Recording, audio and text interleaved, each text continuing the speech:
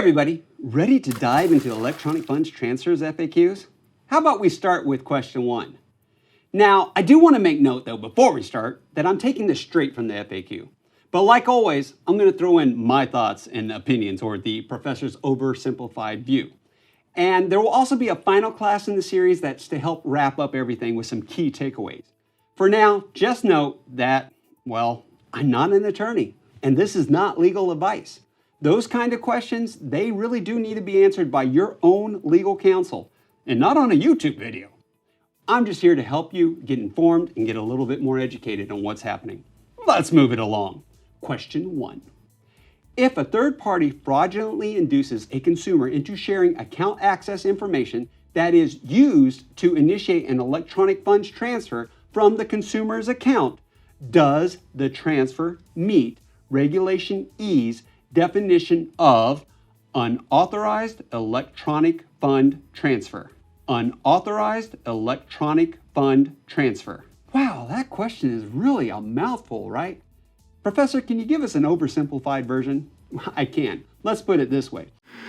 If someone tricks me into giving my bank information and then steals my money, is that an unauthorized transaction? That's about as simple as I can make it. Well, the answer is, according to the CFPB's FAQ, which again was just updated in June of 2021, the answer is yes, yes. Regulation E defines an unauthorized electronic funds transfer as an EFT from a consumer's account initiated by a person other than the consumer without actual authority to initiate the transfer and from which the consumer receives no benefit.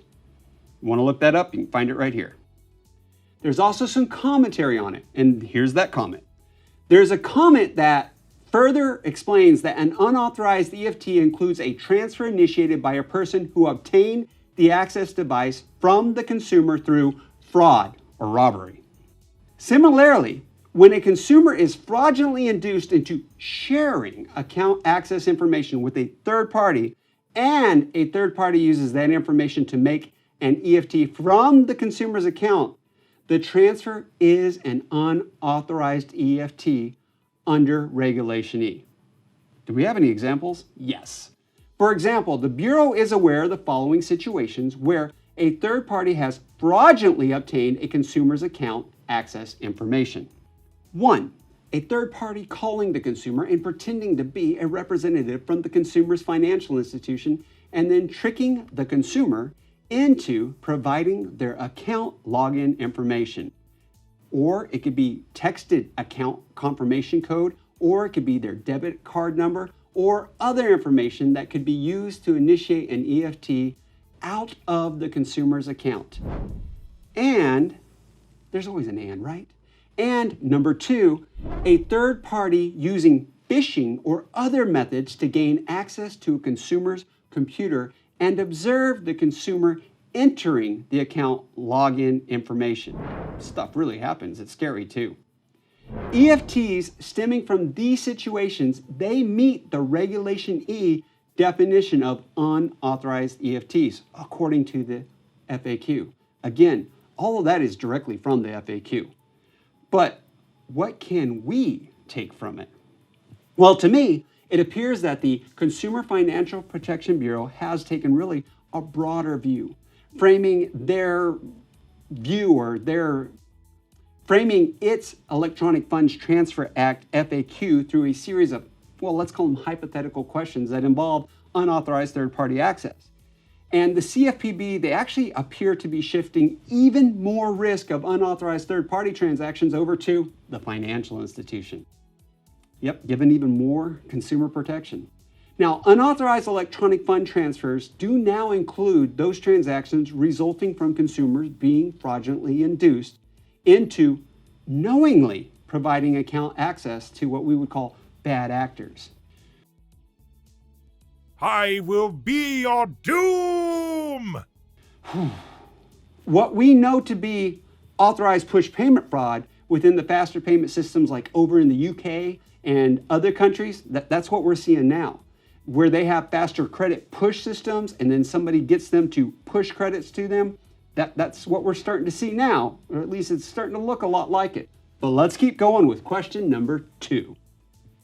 If a third party fraudulently induces a consumer to share account access information, are subsequent transfers initiated by the fraudulently obtained account information excluded from Regulation E definition of unauthorized electronic funds transfers because they are initiated by a person who furnished the access device to the consumer account by the consumer? Wow, that question is another mouthful, and it's a really important situation to understand. So, Professor's oversimplified version of the question. Let's put it this way. If someone tricks, and that's tricks me being the key word here, and by that I mean fraudulently induces me. If someone tricks me into giving out my account information, does that mean that the bank doesn't have to protect me because I gave them access to my account? Okay, got that? I got tricked into it. I'm giving them the information. Well, the answer is going to be no. No, no, no, no, no. A consumer who is fraudulently induced into providing account information has not actually furnished an access device under Regulation E. Now that is as explained in the unauthorized electronic funds transfers and error resolution in question 1 that we saw before.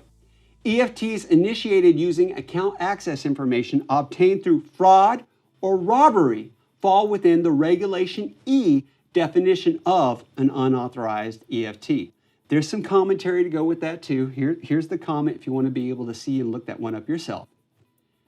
Whoa, we're only 2 questions in, and we know from the FAQ that an unauthorized electronic funds transfer can be when someone has had their account compromised by willingly giving their account access information up due to false pretenses or possibly by some phishing schemes, and that if they were fraudulently induced into giving up that information, well, they haven't actually provided the access device willingly is another way to be able to look at it.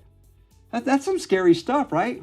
Well, all this is important because historically, with Regulation E, unauthorized electronic funds transfers did not include, among other things at least, transfers involving other than the consumer who was furnished with the means to access the consumer's account unless, and that's unless, the consumer has notified the financial institution that transfers by such persons are no longer authorized.